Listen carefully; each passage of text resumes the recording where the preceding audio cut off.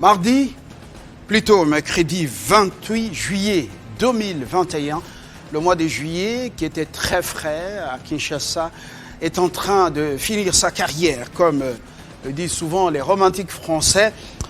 Deux dossiers pour ce grand live que vous aimez tant, l'absence des consensus des religieux. Les religieux congolais alimentent déjà beaucoup des critiques de la part des politiques, des hommes et des femmes. C'est au sujet de la désignation des animateurs de la CENI, principalement le président de cette institution citoyenne qui doit être issu de la composante confession religieuse, alors que nous sommes tous membres de la société civile. Nous allons réfléchir à haute voix avec Martin Lukusa. Il est le coordonnateur national du RUCEP, le Rassemblement de l'Union sacrée extra-parlementaire, qui va donner de la voix à l'autre dossier du soir. C'est donc dans les finances. Les contrats des performances ont été signés entre les régies financières et le ministère des Finances. La DGI sera-t-elle à mesure justement d'atteindre les nouvelles assignations? On en parle avec Jean Mouteba dans ce grand live, l'actualité, le journal. Il sera présenté par Christopher Ochukoum. Lui-même nous en donne la charpente. Bonsoir Christopher. Bonsoir. De l'actualité.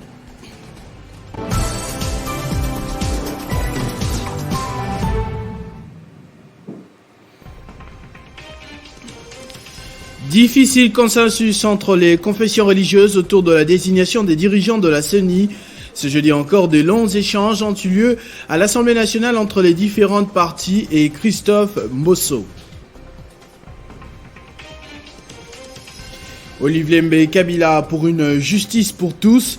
Ce mercredi, à l'occasion du lancement de la branche juridique de sa fondation, elle a appelé le président de la République, magistrat suprême, à veiller sur une justice effective, gage d'un véritable état de droit. À l'occasion de la journée mondiale consacrée pour la lutte contre l'hépatite, une sensibilisation a eu lieu à Kinshasa ce jeudi autour de cette maladie qui tue au moins une personne toutes les 30 secondes selon l'Organisation mondiale de la santé. J'ai rendu l'antenne à Fabien Lumbala pour ce Kinshasa Direct. Téléchargez les infos Télé 50 sur www.tele50.cd. Merci Christopher. Le premier invité de ce soir, c'est dans quelques poussières de secondes. Nous commençons par la politique. Martin Lukusa, pour parler de ce sujet qui défraie la chronique, les religieux sont incapables de se mettre d'accord sur la personne qui doit diriger la CENI. 6 contre 2, pratiquement on dirait la formule Malonda-Ronsard qui revient alors que... Kadima Deni est en pole position, la candidature endossée par l'église kimbanguiste et 5 autres. On en parle dans ce numéro.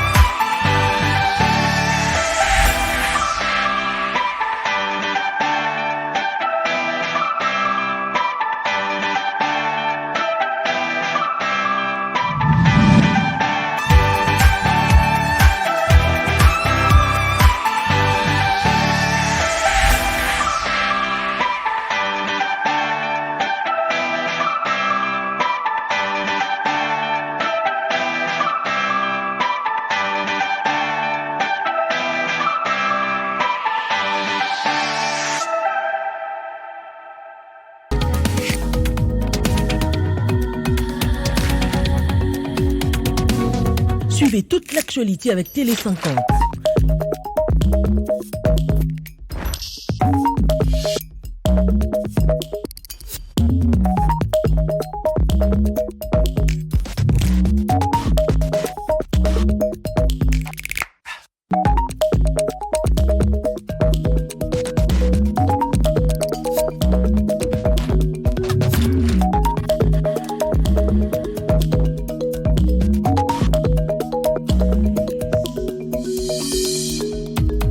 50, partout et avec vous.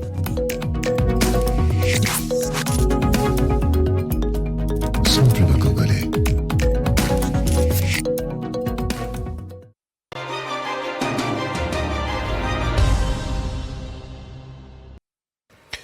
Martin Loukoussa est avec nous. Bonsoir. Bonsoir Fabien.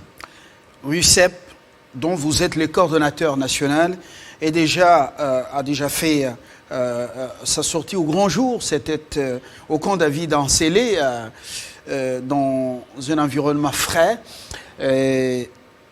Vous donnez de la voix ce soir sur un sujet d'actualité. C'est la société civile, dont nous, la presse ou les médias, nous sommes membres. Mais la confession religieuse qui doit sortir un membre, c'est-à-dire un candidat, l'animateur principal ou le président de la CENI, ces religieux ne se mettent pas toujours d'accord. Les catholiques et les protestants ont tourné le dos la nuit et la CIME et les autres confessions religieuses ont donc opté pour ou sélectionné Kadima Deni, l'expérience avérée au niveau de l'Institut électoral d'Afrique australe pendant pratiquement, on parle de 2 décennies, et plutôt près de 2 décennies. On va y revenir.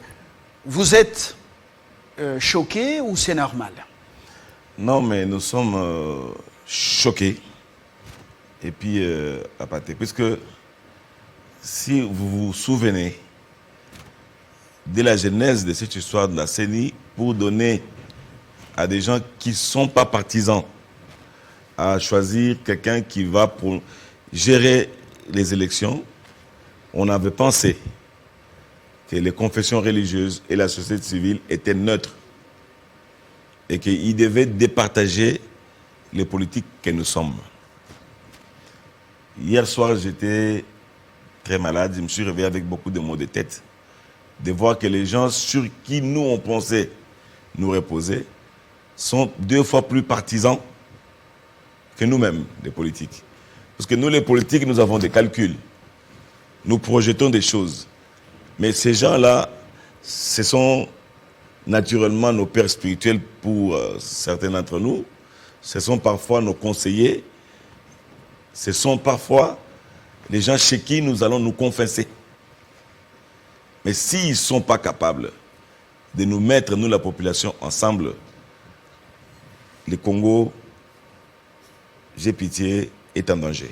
Les confessions religieuses sur les pas des partis politiques très divisés, divisionnistes et diviseurs. Non, ou bien c'est juste une situation des circonstances. Ils sont devenus, comme nous les politiques, trop calculateurs, trop...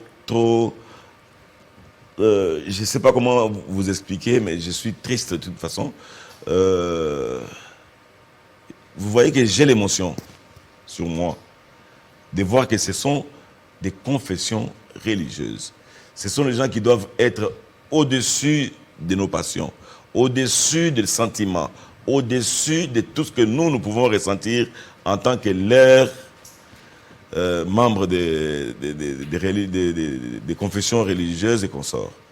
Mais vous remarquerez aussi que je commence à comprendre que c'est aussi le fait que vous laissez les mêmes personnes pendant longtemps s'occuper des mêmes choses, ça devient quelque chose qui devient une routine et ça commence à prendre la forme, comme vous le dites, des partis politiques, la forme des gens qui ont des intérêts derrière, qui défendent les individus au lieu de défendre la nation, au lieu de défendre l'intérêt commun.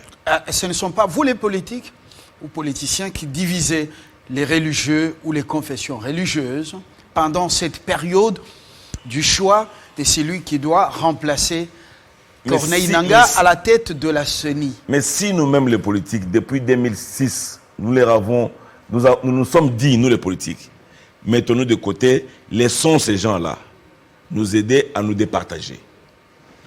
Et que ces gens-là rentrent dans notre jeu politique, ils perdent leur qualité de neutralité.